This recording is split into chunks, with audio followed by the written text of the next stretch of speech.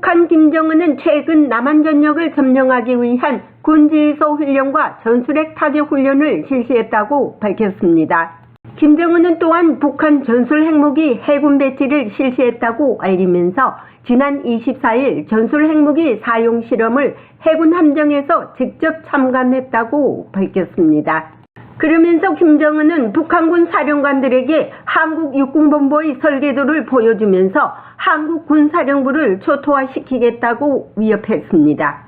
오늘 펜타곤 브리핑에서 최근 북한이 군지휘소 훈련과 전술핵 타격 훈련을 실시한 데 대한 미국의 반응을 묻는 본 기자의 질문에 펜타곤 대변인 라이드 장군은 미국, 한국, 일본 그리고 이 지역의 다른 동맹국들 사이에서 미국은 침략을 억제하기 위해 계속해서 억제력에 초점을 맞출 것이라고 말했습니다.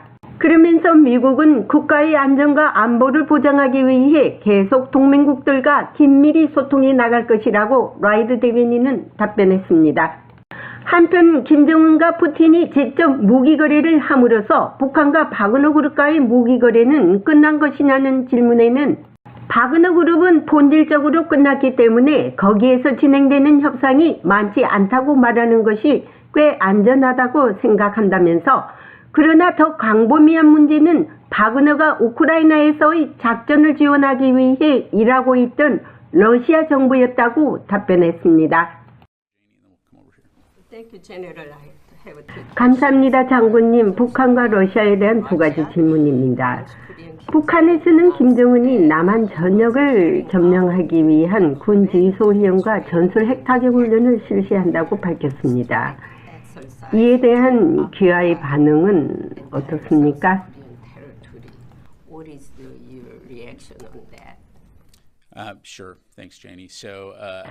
우리는 북한이 어떠한 도발적인 언사나 행동도 자제할 것을 다시 한번 촉구합니다. 다시 말씀드리지만 지역 내 활동에서 우리의 초점은 평화와 안정, 안보를 보장하기 위해 한국 및 지역 내 동맹국들과 긴밀히 협력하는 것입니다. 그렇지만 북한의 기습적인 도발이 걱정되지 않습니까?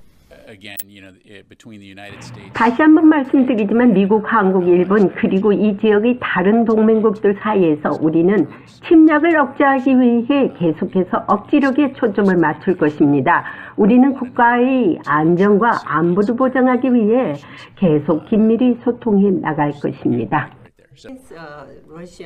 러시아 문제입니다. 푸틴 러시아 대통령과 북한 김정은이 직접 무기 거래를 하고 있습니다. 프리고진의 사망으로 인해 바그너 그룹과 북한 간의 무기 거래가 끝났다고 생각하십니까? 더 큰 문제는 바그너 그룹이라고 생각합니다. 바그너 그룹은 본질적으로 끝났기 때문에 거기에서 진행되는 협상이 많지 않다고 말하는 것이 꽤 안전하다고 생각해요. 여기서도 더 광범위한 문제는 바그너가 우크라이나에서 작전을 지원하기 위해 일하고 있던 러시아 정부입니다. 그리고 어느 시점에서 바그너 그룹은 러시아가 우크라이나에서 보유한 가장 효과적인 전투 부대였으며 전투 능력 측면에서 원격으로 중요한 모든 것으로 인해 본질적으로 전장에서 제거되었습니다.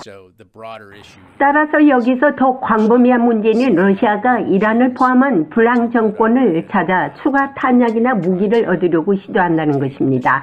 따라서 우리는 북한이 러시아와 협상을 하지 말고 우크라이나의 무고한 민간인을 죽일 수 있는 어떤 종류의 탄약도 제공하지 말 것을 다시 한번 촉구합니다.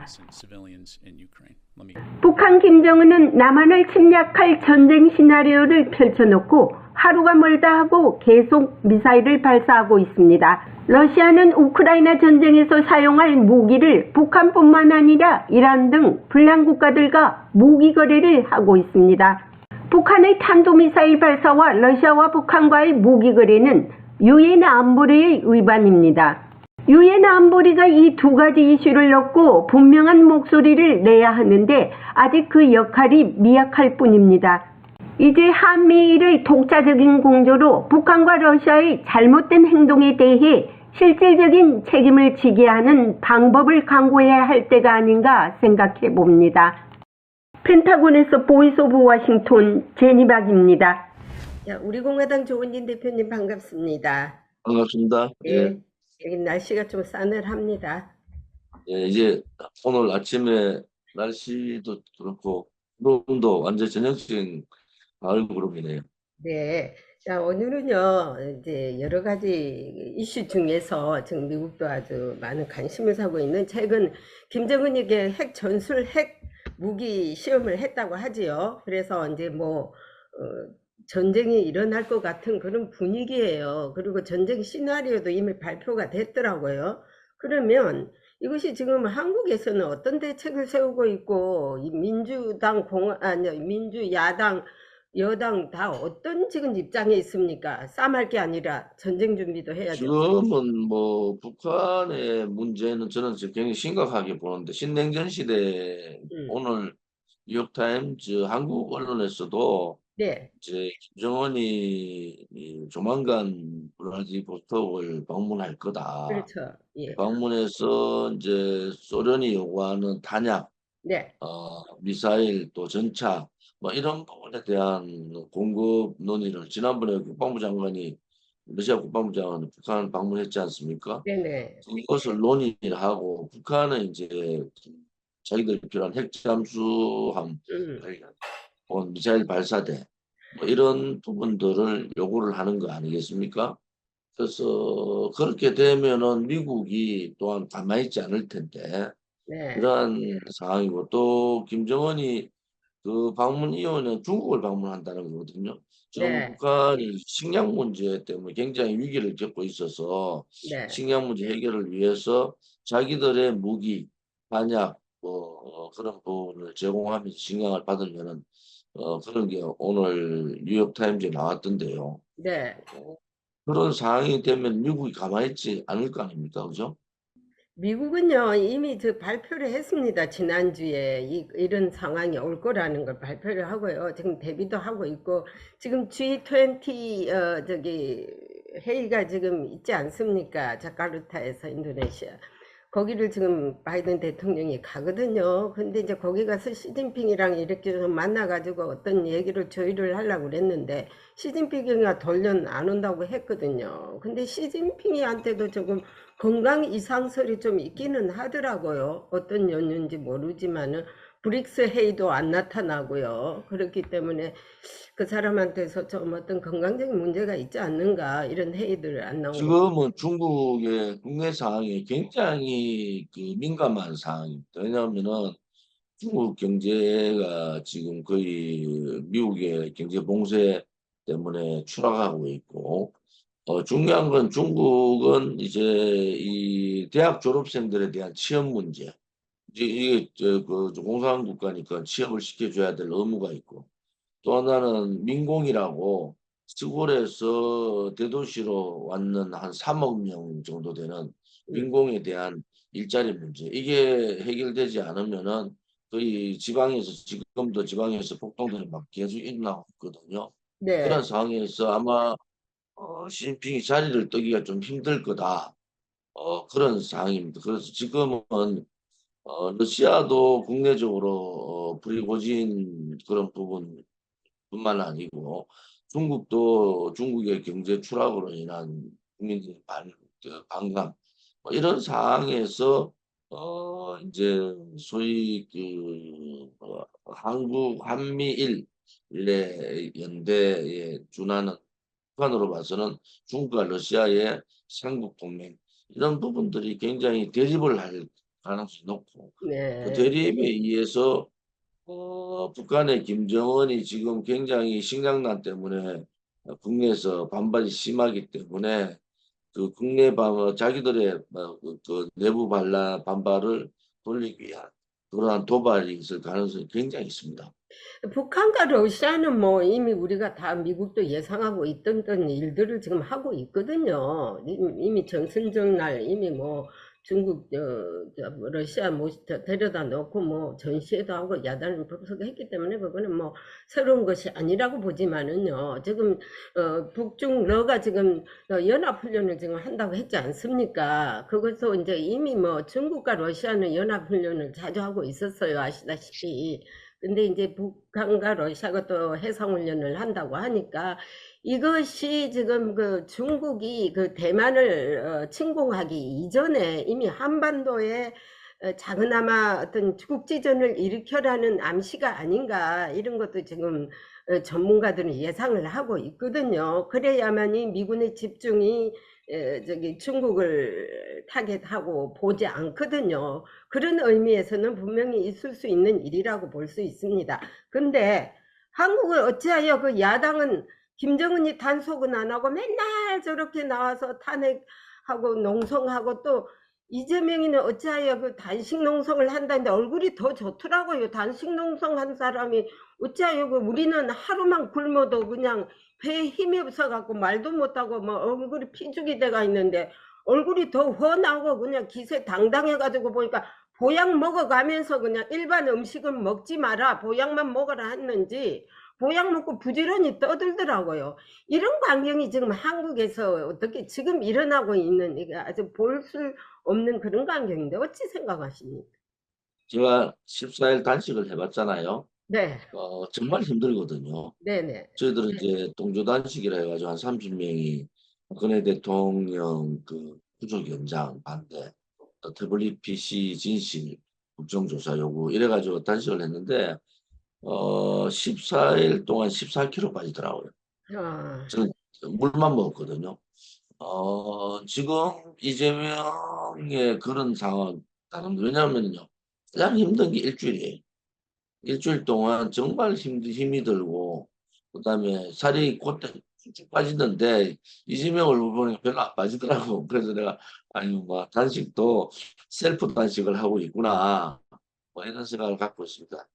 근데 단식을 하니 김주희가 단, 김주희가 북한 김정은하고 이제 뭐 해군사령부하고 가는데 야 자기 딸 10살밖에 안 돼 자기 딸을 저렇게 데려다니는 거 보면 좀 정신이 좀 이상한 그런 사실이에요, 그죠? 거기는 원래 좀 애브노멀한 동네 아닙니까? 비상식적이고 비정상적인 게 북한 아닙니까? 그 딸내미 그것도 이쁘지도 않은 딸내미 동글동글하게 생겨가지고 무슨 찐빵같이 생겨가지고 둘이 똑같구만 김정은이하고 뭐 하여튼 그런 사태들 지금 해가지고 한반도의 문제는 아무튼 김정은이 착각을 해서 혹은 중국이나 러시아로 봐서는 지금 굉장히 압박을 받고 있는 상황에서 김정은한테 또 도발을 요구할 수도 있을 것 참 같아요. 그래서 당연하죠. 예. 김정은이 어떤 생각을 가지는지 우리 정보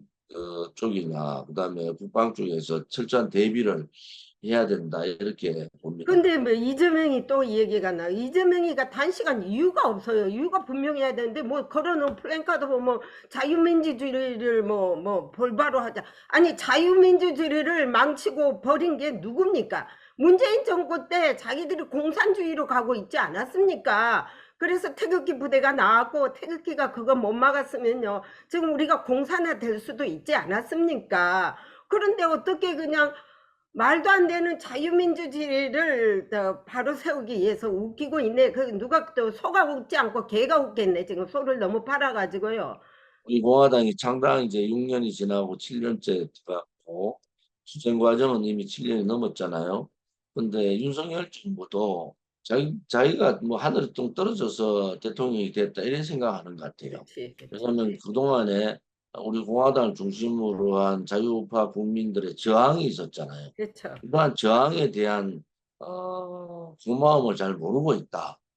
편으로 그래 봤을 때는 윤석열 정권도 반성하고 많은 여러 사람들의 조언을 듣고 이제 총선이 7개월 남았는데 그런 부분에 있어서는 굉장히 저는 심각하다고 보고 있어요. 그, 그, 자기가 잘해서 정권을 잡고 자기가 지금 정권을 뭐 그렇게 운영을 하고 있지만은 그 그동안에 투쟁하고 문재인 정권하고 싸웠던 그러한 세력들에 대한 고마움은 없고 오히려 그 탄핵 주동 세력들을 옆에 끼고 정권을 운영하고 있는 거 아닙니까? 그런 부분에 있어서는 윤석열 정부도 굉장히 심각한 비판을 받아야 된다. 저는 그래 보고 그래서 있습니다. 이제 우리가 이렇게 주말마다 이렇게 대담을 하는 것도 참 중요한 게 뭐냐면요.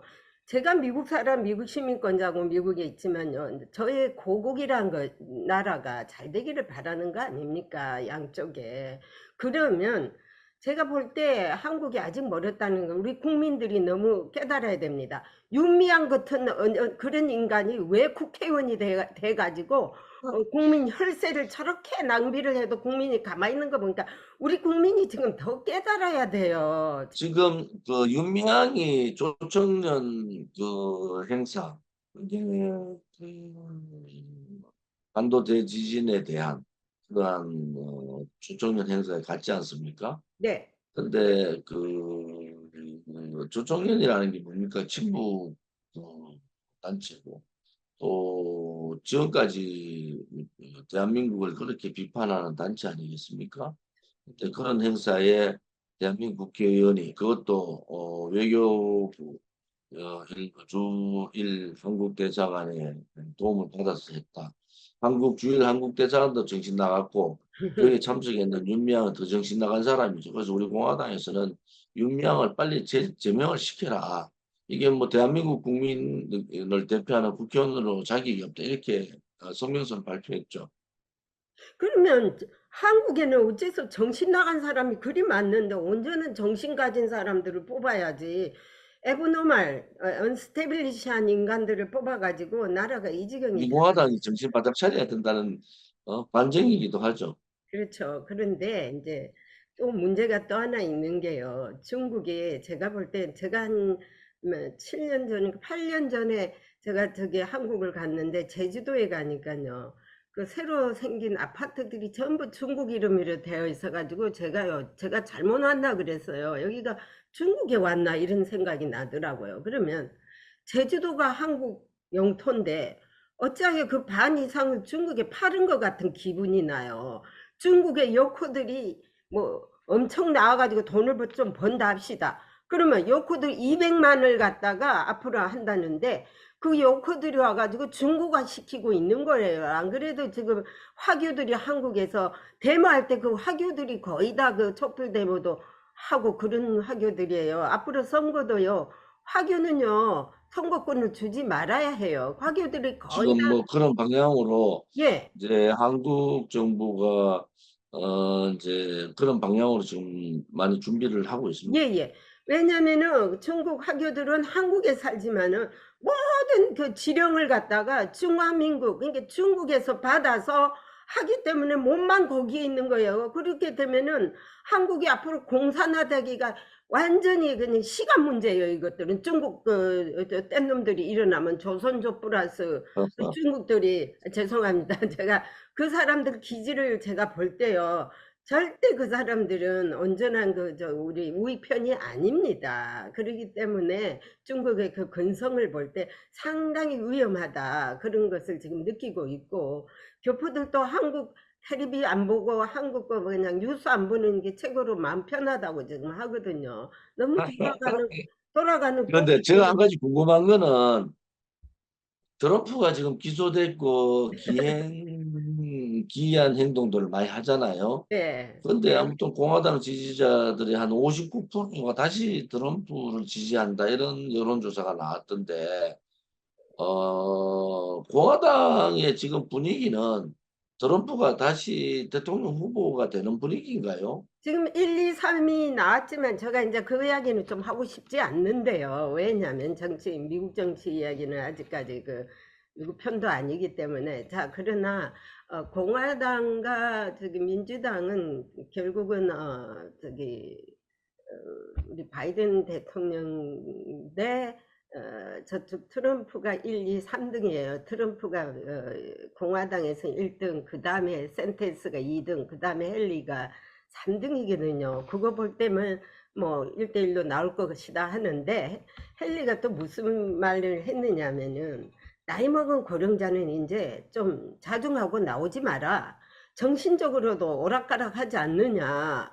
뭐 너무 심한 말까지 했어요. 정신적으로 스테빌리시 않는 상태에서 국가 일을 할 수 있지. 뭐 이런 식으로 이 얘기를 했기 때문에 둘이 다 기분은 나쁘지만 양쪽에 민주공화당 그러나 초이스가 없다는 거 아닙니까?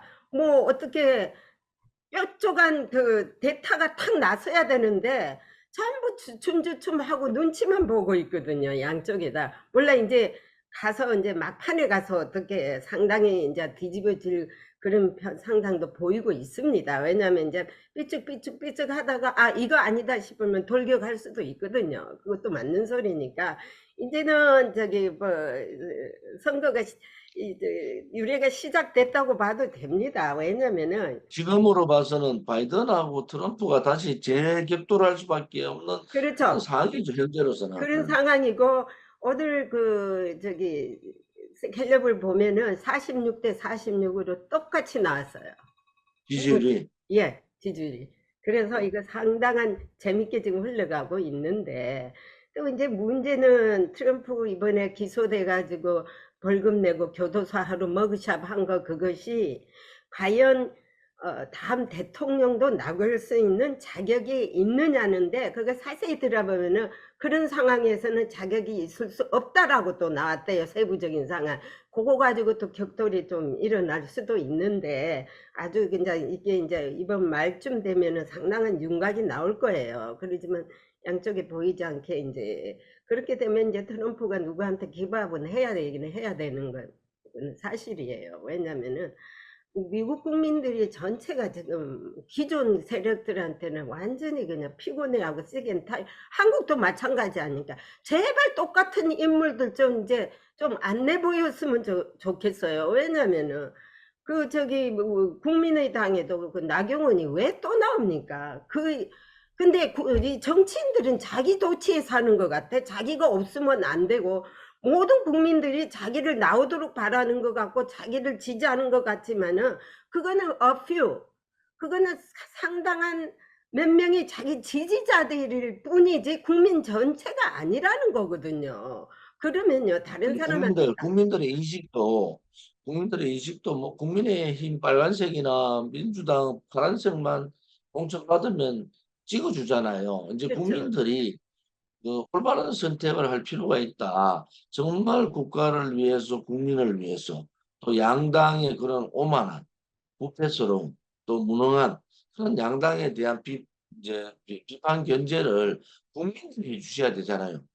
미국도 뭐 그런 경우가 있지만 여기 대한민국은 무조건 양당만 공천받으면 막 찍어주는 그런 지역주의도 있기 때문에 그렇죠. 예. 이번 국회의원 선거가 그런 거를 좀 탈피해서 실질적으로 국민을 위한 사람이 누군가, 실제로 대한민국의 현재와 미래를 이끌어갈 사람이 누군가 그렇죠. 하는 부분에 대한 선택이 대단히 필요하다.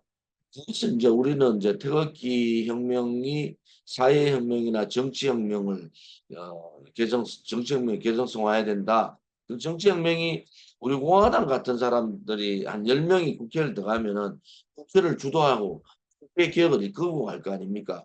좀 국민들이 바랐던 그러한 진부한 국회가 아닌 개혁적인 국회, 또 미래를 생각하는 그런 국회로 만들어 갈 거다. 그래서 국회 개혁, 정당 개혁, 정치 개혁을 이루어야지 대한민국 선진국으로 갈 수 있다. 우리 공화당 이번 총선은 그런 대한민국의 미래를 대한민국의 선진국을 담보해주는 총선이 될 거냐?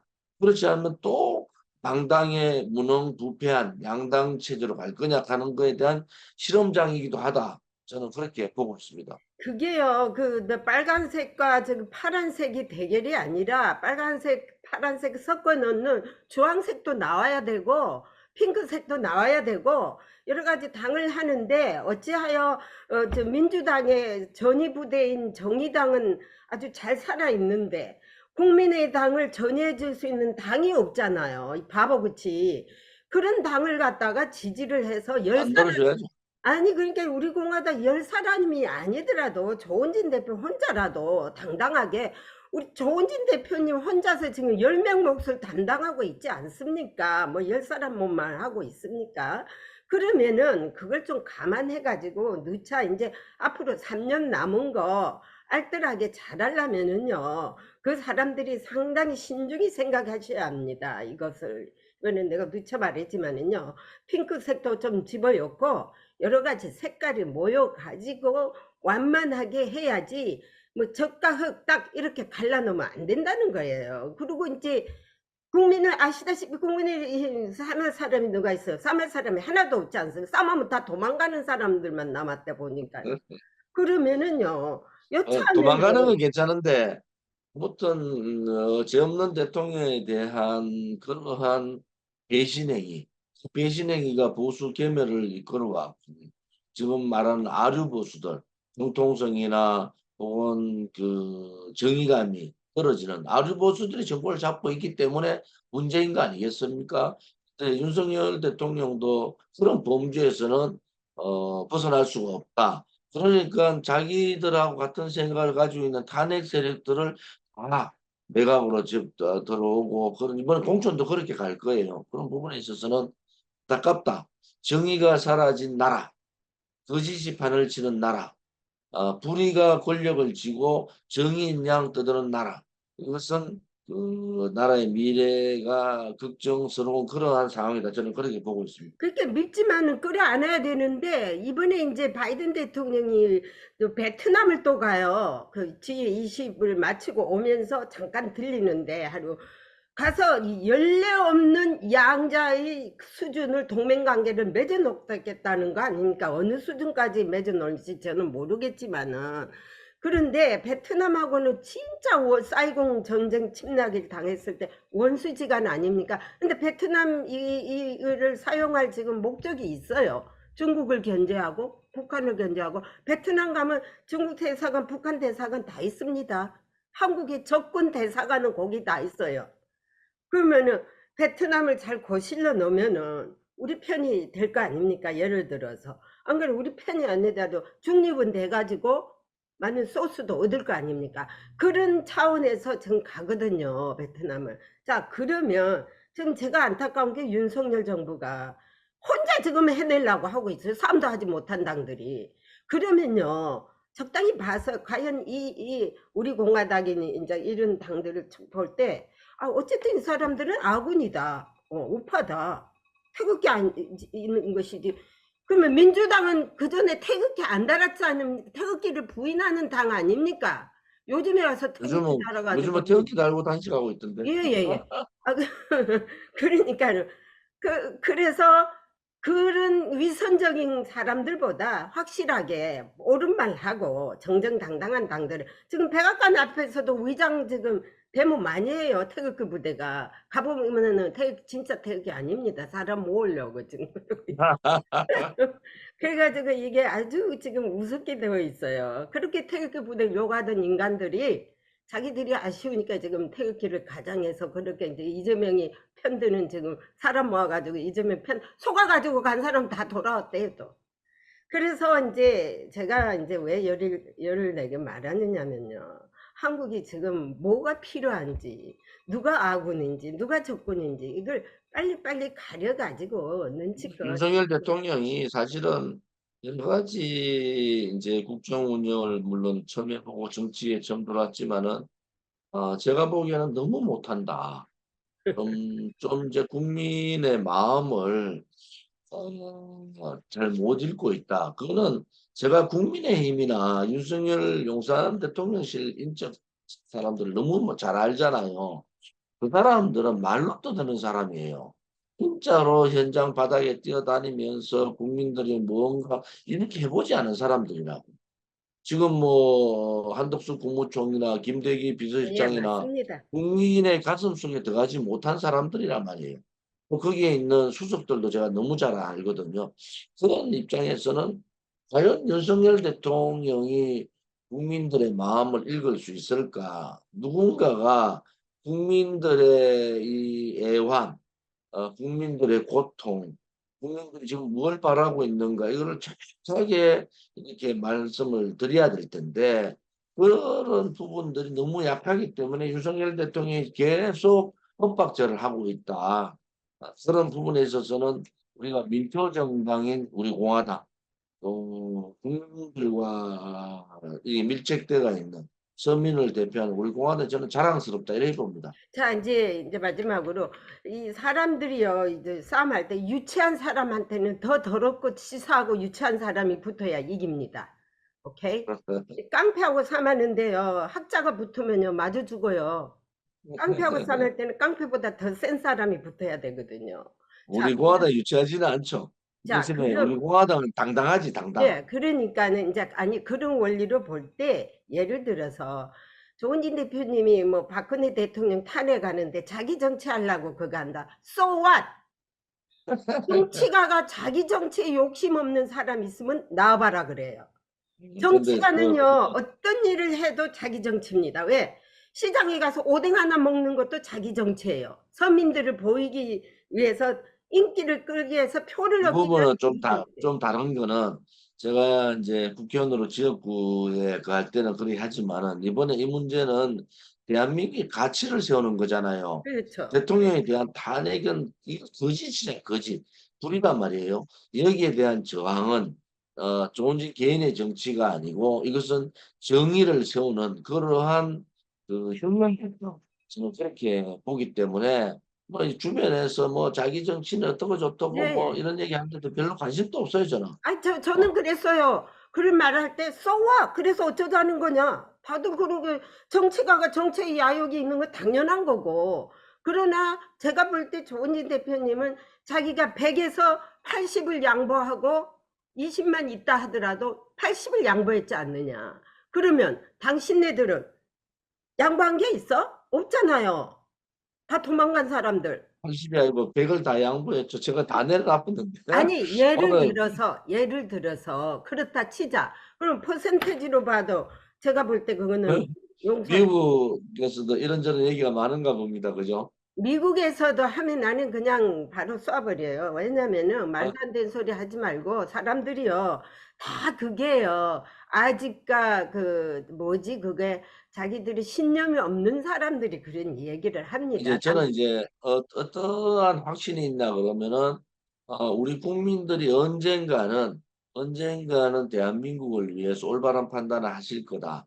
왜냐하면은 대한민국을 위해서 국민의힘이나 더불어민주당이 하는 새로운 깨끗한 또 서민들을 대변할 수 있는 그러한 정당의 태동 이미 우리 공화당 태동이 되어 있잖아요. 그렇죠. 그리고 우리가 7년 동안 부패 연루되지 않았죠. 그다음에 당당했죠. 그다음에 말로 하는 게 용기 있게 행동했죠. 이러한 부분에 대한 평가가 있을 거다. 저는 그런 확신을 가지고 있습니다. alright. 그래서 감사합니다. 진실은 분명히 저 다 이길 수 있는 힘과 능력을 가지고 있습니다. 제가 그러니까 제가요 어지간하면은 이렇게 시간 안 냅니다. 저도 그놈의 저기 그러니까 정의 때문에 신념 때문에 항상 생각이 같은 사람과의 대화를 하는 거. 전희박 기자가 정의감이 있고 똑부러지죠. 예. 생각이 같은 감사합니다. 사람하고를 얘기하는 것이지 생각이 조금이라도 틀리면은 저는 그 네, 대화할 수가 없는 입장이 되어 있습니다. 예, 오늘 알았습니다. 여기까지 이야기하고요. 다음에 또 뵙겠습니다. 항상 알겠습니다. 건강하십시오. 예, 건강하십시오. 감사합니다.